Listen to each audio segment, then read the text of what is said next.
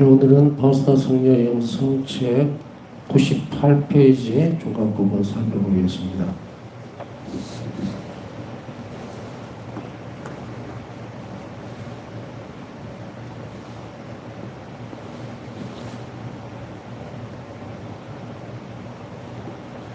일개 성녀는 이렇게 적고 있다고 그랬죠. 착한 아이가 자기가 사랑하는 어머니를 위해서 기도하듯이 모든 그리스도인들은 가장 좋은 어머니이신 교회를 위해 기도해야 합니다. 일기 551번이죠. 여기서 모든 그리스도인들은 분명하게 표현을 하고 있죠. 이 일기를 보면서 좀 생각할 것이 많아지죠. 나는 교회를 위해서 기도한 적이 있는가라고 물어볼 수도 있어요. 제가 물어보죠. 그랬을 때 여러분 어떻게 대답을 하실래요? 어떤 사람들은 교회를 위해서 기도를 해야 합니까? 이렇게 묻는 사람도 있을 거고요. 또 왜 해야 됩니까? 라고 묻는 사람도 있을 거고, 또 자신의 기도 생활을 살펴볼 때에 온통 자기가 원하는 것만 주세요라고 하는 기도를 했는 사람도 있을 거고, 이런 것이 당신은 잘못됐어, 그러니까 기도는 그렇게 하는 게 아니야 라고 하기보다는 기도의 풍요로움이라고 하는 것을 몰랐기 때문이라는 것이 제가 보는 생각이에요. 관점이에요. 어떤 사람들에게 있어서, 물론 여러분들 교리 받을 때 보면 기도의 내용에 대해서 많이 어느 정도 배웠죠. 근데 이제 자꾸 뭘 주세요, 현실적인 이익만 계속 이렇게 청하는 기도는 소위 얘기하면 복을 청하는 기도죠. 복을 주십시오, 건강을 주십시오, 이런 건데 복을 청하는 기도인데, 이렇게 되면 이제 기복신앙이다, 이런 얘기들 여러분들 들으셨을 거예요. 그래서 가끔씩 이제 지적을 당하는 경우도 있죠. 왜 맨날 달라고만 하느냐, 네 것만 바라느냐, 이 말이죠. 물론 하나님께 달라 그러지 누구에게 달라 그러겠어요. 여기서 하나님께 청해서 얻는 것에 대해서 나쁘다고 얘기하지 않습니다. 무엇이든 그게 악한 것이 아니라면, 죄를 저지르기 위한 어떤 자본금을 주십시오, 이래 되면 안 된다는 얘기죠. 그죠? 예를 들면 낙태를 하기 위해서 돈을 주세요, 이거는 대단한 이야기고. 여하튼 행해야 될 것이 뚜렷하게 선한 일이 아니라면 얻을 수 없겠지만 그 외에는 다 주시기를 또 원하시죠, 아버지께서는. 그런데 이제 우리에게 예수님이 원하시는 것은 형제적 사랑이라는 측면에서 본다면, 너희들이 필요한 것도, 오늘 저에게 일용할 양식을 주시고 그러잖아요.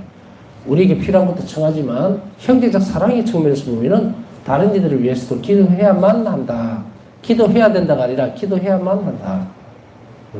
왜냐하면 우리가 성체 성사를 통해서 한 형제 자매이기 때문에 그들을 위해서도 당연히 구해 주어야 된다는 말이죠. 그래서 이것을 이렇게 살펴보면 교회를 위해서 기도를 하는 것이다, 이렇게 얘기를 할 수가 있습니다.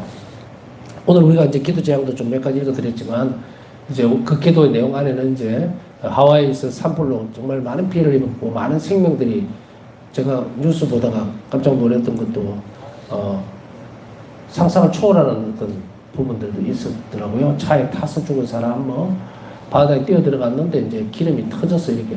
하여간에 너무도 끔찍한 일의 희생들을 우리는 봅니다. 그러나 우리는 여기서 예수님께서 말씀하셨듯이 늘 그런 것들을 잊지 말아야 합니다.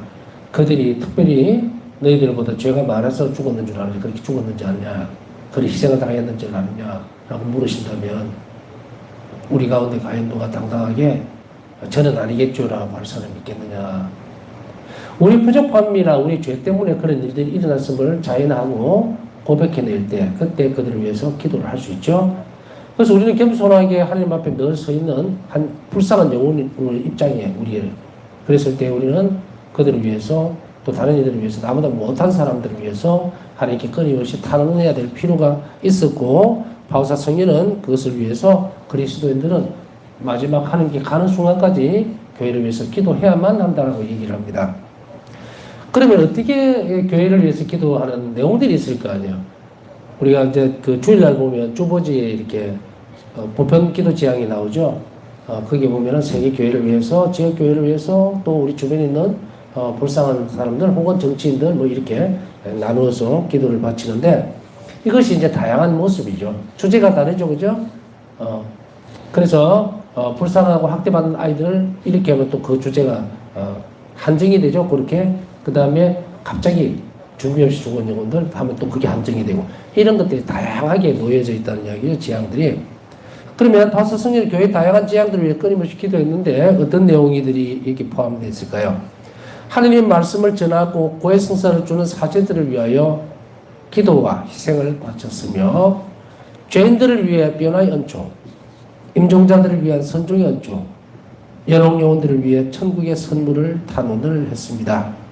그리고 교황과 선교사들을 기억했으며, 스페인이나 러시아 등과 같이 세상에서 고통받는 교회들을 기억을 했습니다.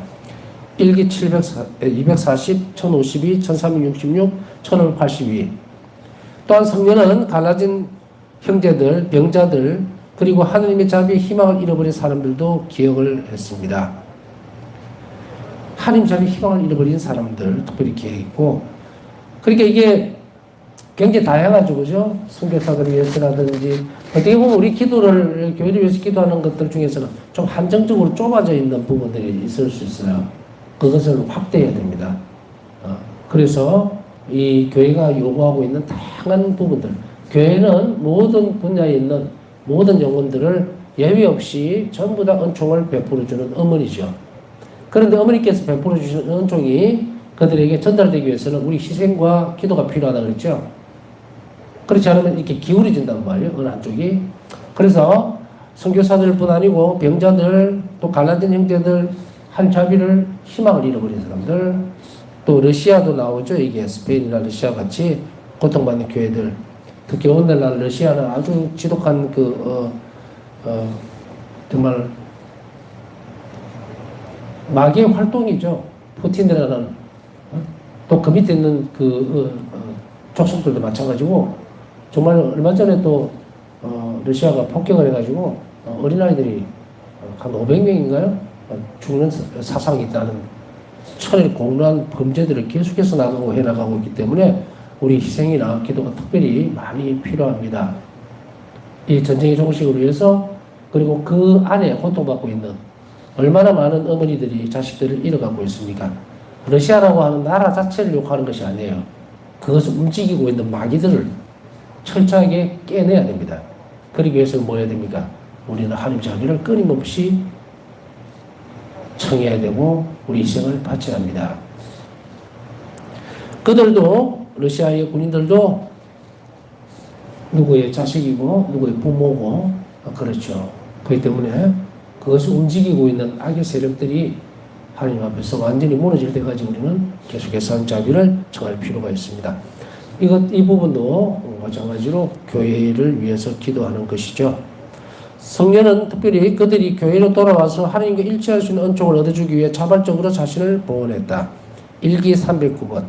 그들이 교회로 돌아와서, 이것은 하나님의 희망을 잃어버린 사람뿐 아니고 뭡니까? 이교도들도 해당이 되고, 그렇죠? 갈라진 형제들이라는 표현을 쓰기는 합니다. 그들이 하나님께 다시 돌아와서 일치할 수 있는 은총도 청을 했습니다. 일기에 이렇게 적고 있다. 이제는 고통이 심하여 밤에 잠을 조금 더 잘 수가 없다. 나는 모든 교회와 경당을 다 방문하며 아주 짧은 순간이라도 마음으로 성체 조회를 한다. 이것은 뭐냐면 바울사 성녀가 아주 말미에 이제 병이 아주 위중해져서 꼼짝도 할 수 없을 만큼 어려운 상황, 그런 상황일 때에 바울사 성녀는 어떤 형태를 취했을까? 모든 교회와 경당을 다 방문했다는 말은 뭐예요? 영적으로 순례를 했다는 이야기입니다. 그렇게 해서 짧은 순간이라도 마음으로 성체를 조회했다. 참 어떻게 보면 이 대목을 볼 때에 바울사 성녀가 제시해주고 있는 이 기도의 바다라는 표현을 쓰고 싶은데요.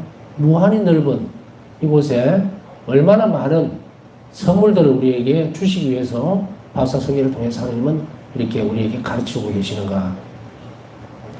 우리가 때때로는 이렇게 모든 경당이라든지 교회를 방문한 것은 하나님의 특별한 은총이죠. 그냥 여러분들 이제 가만히 눈 감고 한번 생각해 보세요. 여러분들이 그 교회를 일일이 다, 우리나라에 있는 교회들 다 기억하시겠어요? 못하죠. 그러나 여기서 드러나는 것은 뭡니까? 모든 교회를 사랑하는, 어떤 교회든 모든 교회와 경당에 성체가 모셔져 있죠. 거기에 가서 하나님께 경배를 드린 거예요. 예수님께. 그렇게 하고 짧게라도 경배를 드리는 그 안에는 무엇이 들어있습니까? 하나님의 자비를 청하는 모습들이 들어있죠. 바사 성인은 돌아가실 때까지 이런 위중한 상태에도 불구하고 끊임없이 잠을 잘 수 없는 이 상황에서도 이 부분들을 이렇게 교회를 사랑하는 마음으로 희생하셨다는 것은 우리에게 대단한 것을 제시해주고 있죠. 바사 성녀는 이 부분이 무슨 불면증이 있어서 그런 게 아닙니다. 너무 아프기 때문에 고통이 너무 극심해졌다. 일개 다른 대목들에서 보면 여러분도 아시다시피 어떤 때는 침대에서 내려오다가 혼절해버리는 경우도 있고 또 잠시도 가만히 있지 못할 만큼 극심한 고통이 몇 시간씩 계속 지속되면서 기절해버릴 때도 있고 이런 상황에서도 불구하고 이런 고통 때문에 잠을 잘 수가 없었던 거예요. 이때 당시에 보면 뭐 오늘날에 보면은 그 여러 가지 조치들을 해줄 수 있는 부분이 많죠. 뭐 몰핀이라든지 아니면은 마약성 어떤 패치라든지 이런 것들을 많이 다양하게 사용하지만 지금 이 시대에는 그런 게 없어요. 그 시대 때문에 오롯이 온몸으로 이 고통을 견뎌내야 했습니다. 특히 폐결핵 같은 경우는 폐를 그대로 균이 이렇게 깔아먹어버려서 없애버립니다. 균을, 폐를. 그래서 그 자리에 세포가 없어져요. 그 정도로 참 끔찍한 병 중에 이것이 들어가기도 하고 또 장결핵도 마찬가지죠. 장결핵도 계속해서 장이 뭡니까? 먹은 음식들을 소화를 시켜내지 못하고 그대로 쏟아버리고 이런 식으로 그럼 기력이 엄청나게 빠지죠. 이런 말미에도 잠을 자지 못하는 그 순간에도 바사 성녀가 이렇게 교회를 사랑하시고 헌신했었다는 것은 그런 좋은 모범 사례입니다. 이렇게 할 것이 아니고 우리는 그에 비해서 참 뭐 상상할 수 없을 만큼 비교할 수 없을 만큼 우리는 건강하고 차이가 많이 나죠. 때때로 이런 생각이 들어요. 바사 성녀의 지금 오늘 이야기했던 이 대목에서 처해있던 바사 성녀의 모습을 우리가 잠시 생각해 본다면은 지금 현재에 우리가 견디지 못할 것이 무엇이 있을까라는 또 생각을 하게 됩니다. 정말 죽을 것 같고 힘들고 여러 가지 어떤 부분들에 있어서 절망적인 상황에 놓여져 있다 하더라도 자신의 육체적인 어떤 질병에서 오는 어떤 고통들이라든지 어려움들 아무리 도움을 받을 수 없는 그런 상황에 놓여져 있던 바사 성녀에 비해서는 분명히 우리 처지는 훨씬 더 나을 거라는 거예요. 오늘날 현대의학의 도움을 받기도 하고 물론 고통이 완전히 경감되지는 않죠. 그러나 최대한 도움을 받을 수 있는 그 상황과 절대적으로 아무 도움도 받지 못하는 이 상황에 놓여있던 이 성인의 모습을 비교해 본다면 우리는 좀 더 용기를 가질 수 있고 힘을 내야 되지 않겠느냐. 사실 우리가 가지고 있는 것들 중에 가장 직접적인 영향을 미치는 것은 병고입니다. 나머지는 세상에서 무슨 돈이 없다, 뭐 사업이 잘 안 된다, 아니면 뭐라 그래요? 진급이 안 된다, 이런 것은 외적인 부분이에요. 그렇죠? 생각 외에 물론 현실이기는 한데, 그래도 직접적으로 나를 막 찔러대거나 이렇게 하지는 않죠. 그렇기 때문에 이런 상황을 놓고 본다면, 우리는 이런 외적인 상태에서 참 많이 어려움이 있다 하더라도, 직접적으로 온몸으로 부딪혀야 되는 것보다는 훨씬 낫다는 이야기예요. 그럼 그 안에서 우리는 좀 더 나은 희망을 가질 수 있을 필요가 있고, 뭐 쉽게 얘기하면 수줍을 필요가 없다는 이야기예요. 바사 성녀는 이런 극심한 고통 가운데에서도 하느님으로 인해서 행복했다면 우리는 그보다 훨씬 나은 처지에 있다는 것을 좀 알고 그리고 용기를 가졌으면 좋겠다는 이야기예요. 우리는 그렇게 살아내야 됩니다. 우리 각자에게 어떤 형태로든지 많은 어려움과 또 고통들은 따로 주어지고 있겠지만 그러나 아까 얘기했듯이 이런 위험성들 또 아픔들 그것을 공유할 수 있는 부분들이 교회 안에는 많다는 이야기입니다. 그럼에도 불구하고 교회는 우리에게 뭘 주느냐 하면 위로와 격려를 합니다. 바사 성녀의 입장에서 본다면 정말 죽을 것 같고 막 그냥 세상 끝냈으면 좋겠다라고 생각될 만큼 그렇게 되지만 바울사서에는 마지막 일기 어떤 대목에서 이런 이야기를 하죠. 주님께서 오늘 데려가시든 또 살게 하시든 나는 하나님께 의탁할 것이다. 그 내용을 안에 들여다보면 바울사서에는 굉장히 행복했다는 것을 알 수가 있어요. 고통이 없는 것이 행복일까? 과연? 걱정이 없는 것이 행복일까? 아닙니다. 멈춰선 상태예요. 그거 아닙니다. 고민이 없어진다고 행복하다? 천만에요. 행복은 하나님의 선물입니다. 그렇기 때문에 어떠한 것들이 없어지면 난 참 마음이 편할 거야. 정말 행복할 거야. 나는 아주 그냥 날아갈 것 같아 라고 하지만 행복은 주어지는 거거든요. 하나님께서 선물이에요. 그게 안 오면 끝이에요. 그냥 이거 없어진다고 해서 되는 것이 아니라 이 말이에요. 바울사서에는 이런 가운데에서도 예수님께서 한번 이런 질문을 하게 되죠. 예수님께 여쭙습니다. 주님, 제가 곧 갈 때가 됐습니까? 라고 했을 때 예수님 아직 멀었다 그러죠. 아직은 아니다. 그리고 그때가 되면 알려주겠다. 바울사서에는 자신의 삶이 온전하게 이 땅에 있든 또 저 세상으로 하나님께 가든 똑같이 이루어질 거라는 연결되어 있다는 것을 알고 있습니다. 왜냐하면 그 중심에 하나님께 대한, 예수님께 대한 극진한 사랑이 있었기 때문에. 그렇다면 우리가 추구해야 되는 건 뭐예요? 예수님을 사랑하는 일입니다. 하나님을 사랑하는 일이에요.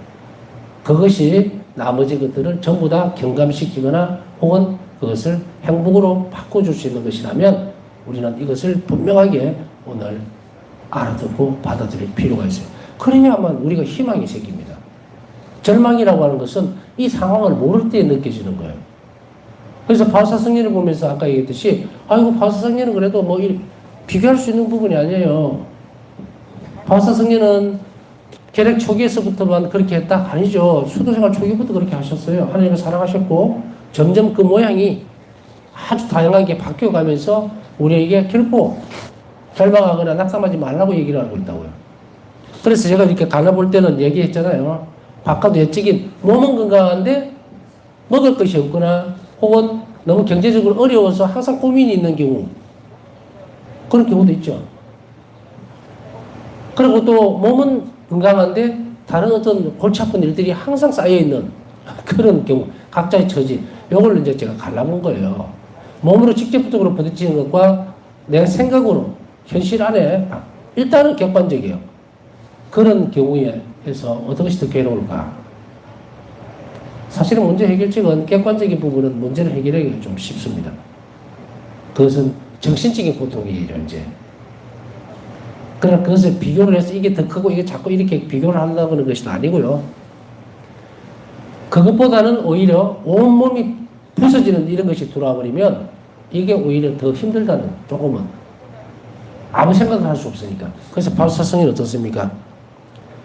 아주 괴로움을 많이 겪으셨지만 그러나 형태를 보면 정말 지긋지긋하고 온갖 사람들에게 공격을 받고 모함을 당하고 이런 것은 뭡니까? 외적인 고통이에요. 정신적으로 들어오는 거죠. 그 고통의 시기가 지날 때 이제 이게 합쳐서 두 개가 같이 들어오죠. 어떤 겁니까? 이제 계략을 하면서 육체적으로 완전히 짓눌러져 버려요. 우리가 이런 그 머리가 많이 아플 경우를 한 번씩들 겪어보셨겠지만 예를 들어서 머리가 두통이 너무 심하면 아무 생각이 안 나요. 그저 여기에 모든 것이 집중이 돼 버려요. 먹는 거고 뭐고 뭐 내일 할 일이고 아니면은 정말 돈이 있고 없고 이게 아니라 여기에 완전히 다 휩쓸려 들어가 버리죠. 제가 말씀드리고 싶은 내용은 그거예요. 육적으로 바로 부딪혀 버리면 그게 제일 크다는 이야기예요. 제가 말씀드리고 싶은 핵심을 아시겠어요? 바울사서는 여기에 확 들어가 버린 상태. 그 상태에서도 무엇을 했을까? 교회를 왜 기도하고 있었다면 그 안에 얼마나 큰 행복이 감추어져 있는지를 알아야 한다. 그러면은 우리가 지금 가지고 있는 혹은 겪고 있는 부딪히고 있는 그러한 것들은 하나님 안에 큰 희망을 두고 우리가 자비를 청해서 얻어낼 수 있다 이 말이에요. 바울사서의 이 일기 내용들을 보면서 힘을 내시라고 얘기하는 거예요. 걱정할 거 없다. 바깥으로 드러나는 거. 성령은 이런 어려움 가운데에서도 무엇을 해야 할지를 뚜렷이 알았기 때문에 교회를 위해 헌신하십시오 이 말이에요, 여러분들. 그렇게 하면 여러분들 갖고 있는 문제들은 예수님이 다 해결하게 돼 있어요. 왜 그것이 꼬이고 시간이 늘어지느냐면 하느님이 일을 하지 않으면서 내 것만 얘기를 하기 때문에 그래요. 내 것만 이야기하기 때문에. 바울사성에는 온전히 한 길만 쫙 우리에게 제시를 해주고 있죠. 육체적으로 터져나가든 기절을 하든 까무러칠 만큼 정말 먹을 게 다 토해낼 만큼, 그리고 외적으로는 어때요? 의학적으로는 어떤 도움도 받을 수 없는 이런 상황에서조차도 한결같이 하나만 했다는 거예요. 그랬을 때에 예수님은 당신 자신을 선물로 주시다. 정말로 상상을 초월할 만큼 행복한 일이죠. 이것이 우리가 기대하고 바라야 되는 희망입니다. 돈이 많아져야 된다. 뭐 몸이 나아져서 좀 더 활기차게 세상을 살다가 죽어야지. 그거? 내가 또 진급해서 뭘 어떻게 해서 그거? 살아가는 방편일 수도 있지만 부질없는 것들입니다.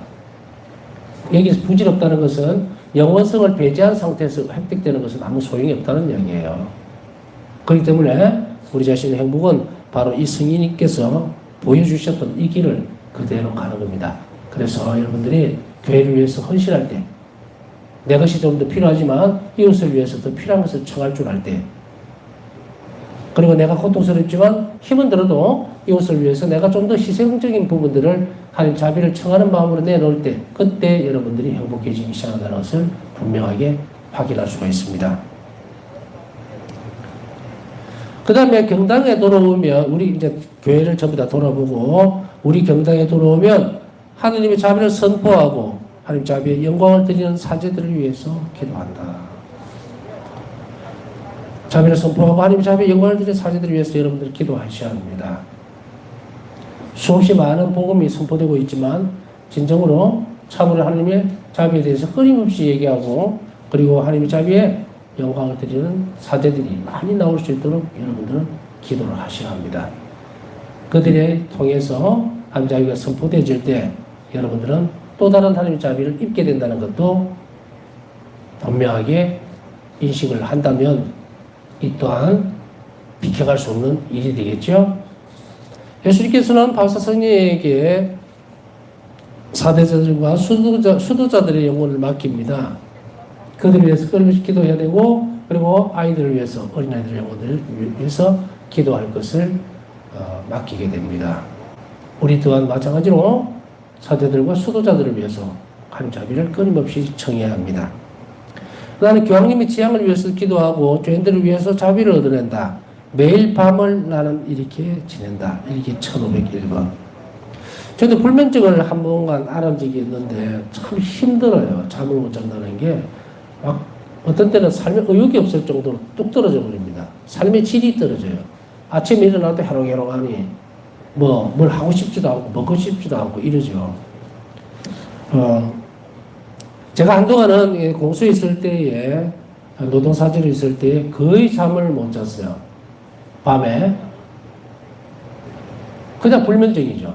약을 한 번도 먹은 적은 없는데, 그런데 언제 이제 해가 살 떨려고 하면 그때 잠이 막 올려가는 거예요. 잠이 싹 들려고 하고.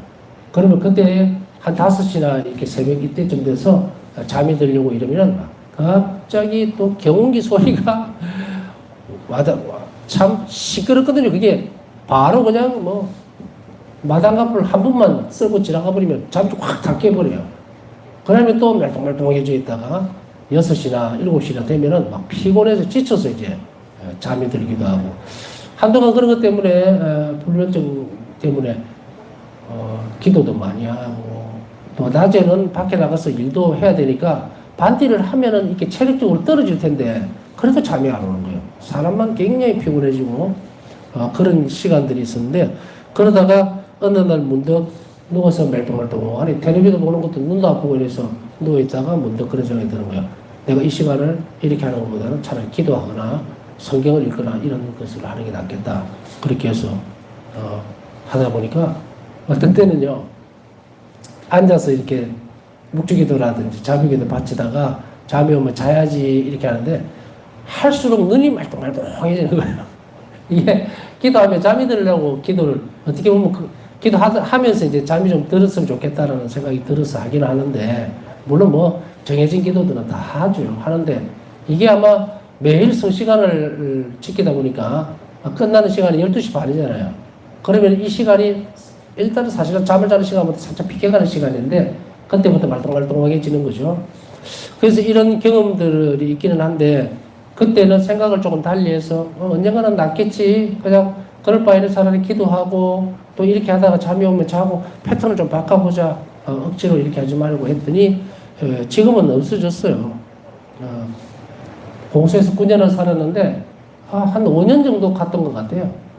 그러니까 이제 많이 힘들었죠. 많이 힘들더라고요. 근데 그 한 5년 정도 지나고 나서는 어느 날부터 이제 좀 차츰차츰 한 새벽 한 2시나 이래 되면 잠이 오고 이제 자고 싶으면 또 잘 수 있고 이렇게 됐는데 바사 성녀도 이렇게 잠을 계속 자지 못하는 이런 상황을 거룩하게 바꾸고 하는데도 불구하고 극심한 고통이었을 거라는 거예요. 잠을 밤새 못 자고 낮이라고 또 주무셨겠습니까? 고통에다가 뭐 이렇게 겹쳐 있는. 그래서 제가 오늘 드리고 싶은 내용들이 그겁니다. 조금 더 잠을 잘 수가 없으면서 하나님 위해서 남은 육체적인 부분들이 전부 불태웠다라는 생각이 들어요. 여기에서 바사 성녀가 예수님을 얼마나 사랑했는지, 교회를 얼마나 사랑했는지 더 들여다보지 않아도 알 수가 있어요. 우리 또한 이런 열정들을 가져야 합니다. 그냥 모범적이다. 제가 항상 하잖아요. 그렇게 보면 우리는 못 살아갑니다. 어쩌면 1000분의 1, 10,000분의 1 정도밖에 못 살아가겠지만 그러나 우리에게 이 길이 옳음을 보여주기 때문에 우리 이런 상황들을 지혜롭게 하면서도 하나님께 모든 것을 내놓는 그런 시간들을 끊임없이 만들어 가야 합니다. 그래서 이 바사성녀의 9일 기도책, 고친 기도 9일 기도책, 그 다음에 자비가 풍성하신 하나님, 여기 보면 기도가 굉장히 다양해요. 그래서 자비가 풍성하신 하나님은 제가 23년 전에 봤을 때에 그때 서문에 73년 동안 모아놓은 기도서라고 그랬어요. 폴란드에서. 얼마나 오래된 기도문인지 알겠죠? 이 역사 안에서, 전례 안에서 계속 바쳐졌던 기도들이거든요. 그렇게 넘겨보면은 어떤 때는 굉장히 다양한 기도들을 접할 수가 있고 깜짝깜짝 놀라죠. 우리는 가톨릭 기도서에 보면 부모를 위한 기도, 언인을 위한 기도 뭐 이런 종류만 있지 교회를 위한 기도라든지 뭐 아주 디테일하게 잃어버린 영혼들을 위한 기도라든지 이게 없어요. 또 때로는 우리가 거룩해지기 위해서 또 자비로워지기 위해서 바치는 기도라든지 이거 없습니다. 그래서 여러분들이 이런 다양한 기도들을 계속해서 잘 바쳤으면 좋겠어요. 이 기도를 바치는 것이 바로 교회를 위한 기도입니다. 이런 기도다 저런 기도다는 말씀을 드리지 않겠고 이미 책으로 나와 있으니까. 그리고 여러분들이 이 기도를 바치다 보면 여러분들 영혼의 변화가 굉장히 많아질 거예요. 왜냐하면 하나님이 딱 들으시는 기도이기 때문에 여러분들 영혼이 굉장히 맑아지고 그리고 하나님께로 가까이 가고 있다는 것을 여러분 스스로 알게 됩니다. 우리가 개인적으로 막 이렇게 통성기도라든지 이렇게 하는 거는 사실은 우리 자신들의 형편에 따라서 달라지기 때문에 고착화되어 있는 혹은 교회가 인정하고 있는 기도를 바치십시오. 어머니를 사랑하는 아이는 항상 어머니에게 순명한다. 같은 방식으로 바사 성녀는 교회에 순종하는 것이 교회를 사랑하는 표현이라고 보았다. 그래서 교회가 가르치고 있는 것은 어떤 형태로든지 건너뛰어서는 안 됩니다. 지난 시간에 말씀드렸듯이 의무축이라든지 이런 것은 교회가 또 혹은 전례 이런 것들은 이 안에는 굉장히 많은 은총을 그 날에 맞도록 하나님이 이렇게 마련해 놓으신 거예요. 그래서 어떤 분이 전에도 한번 말씀드렸지만 주일날 미사를 평일 미사를 바꿀 수 있습니까? 저는 주일날 못 나오는데 이라고 할 때 안 됩니다. 왜냐하면 평일에서 주는 은총과 주일에서 주는 은총이 달라요. 엄청난 차이가 납니다. 대체할 수 있는 부분이 아니고 주일 미사는 의무지만 평일 미사는 의무가 아니죠. 그것은 신자들의 선익을 위해서 평일 미사를 봉헌하기 시작한 겁니다. 그렇기 때문에 절대로 이 순간 부분들을 놓치면 안 됩니다. 주일은 가장 거룩한 주님의 날이에요. 그것을 대체할 수 있는 것은 없는데 그러면 저는 직장생활 때문에 주일 미사를 잘 바치지 못하는 봉헌하지 못하는 그런 경우는 어떻게 됩니까? 라고 했을 때 저는 그냥 기도하십시오 그래요. 직장을 바꿔주든지 주일을 지킬 수 있도록. 그런 노력 없이 뭘 바꿉니까? 분명히 예수님은 그 사람이 주일을 바치려고 하는 주일 잘 지키려고 하는 것만 있다면 직장을 바꿔서라도 주일날 오게 하시는 하나님이에요. 우리에게 불가능한 것이 없습니다. 우리 마음이 그저 그게 편하니까 자기에게 맞추도록 하는 거지만 미사는 관면되거나 또 혹은 그 은총이 다른 것으로 바꿔줄 수 없다는 것을 분명히 알아들어야 됩니다. 자, 그러면 교회를 사랑하는 표현으로 본 것이 교회 순명하는 것인데, 교회에 순명하는 것은 단지 교회가 믿으라고 가르쳐주는 모든 것을 받아들이는 것만이 아니라, 자, 이게 중요합니다. 믿으라고 가르쳐주는 믿을 교리뿐 아니고 사제들이나 장상들처럼 하느님의 뜻을 드러내주는 사람들에게 순명하는 것이기도 하다. 제가 항상 이야기를 강조를 많이 하면서 오늘날의 사람들 하나님의 뜻을 드러내줄 수 있는 그러한 사람들이 아닌 다음에는 말을 따라가면 안 돼요. 제가 항상 이야기하죠. 도토리 키재기 하지 말라고. 교회는 사제들이나 장상들을 통해서 이 뜻을 분명하게 밝혀주고 그리고 그 길을 드러내줍니다. 물론 그 중에는 엉뚱한 것을 가리키는 사제나 수도자들이나 있을 수 있어요. 그러나 그것이 하나님께로부터 오는 것이라고 확신을 가지고 믿는다면 그 책임은 여러분들에게 있는 것은 아니에요. 그것은 만일에 잘못 가르친 사제나 수도자들이 하나님 앞에 심판 때에 그 결과에 대한 책임을 져야 합니다. 그래서 교회는 이런 부분들을 분명하게 하고 있는데 바울사성경 1기에서는 이 부분들을 어떻게 드러내고 있을까? 바울사성경은 이렇게 말씀을 하고 있죠. 나는 예수님께서 지금 나에게 나타나셔서 지키라고 하는 것과 교회가 순명하라고 하는 것 중에서 어떤 것을 선택해야 된다면 나는 명백하게 드러나 있는 교회의 가르침에 순명할 것이다. 다시 얘기하면 장상에게 순명할 것이다 라고 얘기하죠. 그럼 이것이 잘못된 건가? 아닙니다. 확정이에요. 예수님은 바사성에게 수없이 많이 드러나시면서도 또 관시로 보여주시면서도 이것을 어디에서 확정을 받으라 그럽니까? 영적 지도자나 고위신부에게 확인을 받으라 그러죠. 그렇게 함으로 인해서 하나님의 뜻은 바로 교회를 통해서 드러난다는 것을 아주 확실하게 합니다.